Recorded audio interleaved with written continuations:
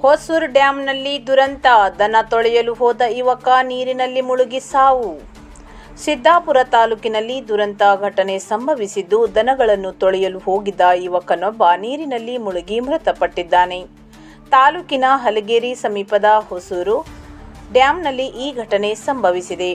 ಮೃತ ಯುವಕನು ರವಿಕಿರಣ್ ಸುರೇಶ್ ನಾಯಕ್ ಅಂಬಳಿಕೆ, ವಯಸ್ಸು 24 ಎಂದು ಗುರುತಿಸಲಾಗಿದೆ. ಶುಕ್ರವಾರ ಜಮೀನಿನಲ್ಲಿ ಕೃಷಿ ಕೆಲಸ ಮುಗಿಸಿಕೊಂಡು ತಾವು ಸಾಕಿದ ದನಗಳ ಮೈ ತೊಳೆಯಲು ಹೊಸೂರು ಡ್ಯಾಂಗೆ ತೆರಳಿದ್ದನು ಎನ್ನಲಾಗಿದೆ. ಈ ವೇಳೆ ದನದ ಕುತ್ತಿಗೆಯಲ್ಲಿದ್ದ ಹಗ್ಗವು ಯುವಕನ ಕಾಲಿಗೆ ಸಿಲುಕಿದ ಪರಿಣಾಮ ದನವು ನೀರಿನೊಳಗೆ ಸಾಗಿದಾಗ ಯುವಕನು ನೀರಿನಲ್ಲಿ ಎಳೆಯಲ್ಪಟ್ಟು ಮುಳುಗಿ ಸಾವನ್ನಪ್ಪಿದ್ದಾನೆ ಎಂದು ತಿಳಿದು ಬಂದಿದೆ. ಈ ಸಂಬಂಧ ಸಿದ್ದಾಪುರ ಪೊಲೀಸ್ ಠಾಣೆಯಲ್ಲಿ ಪ್ರಕರಣ ದಾಖಲಾಗಿದ್ದು, ಪೊಲೀಸರು ತನಿಖೆ ಮುಂದುವರೆಸಿದ್ದಾರೆ.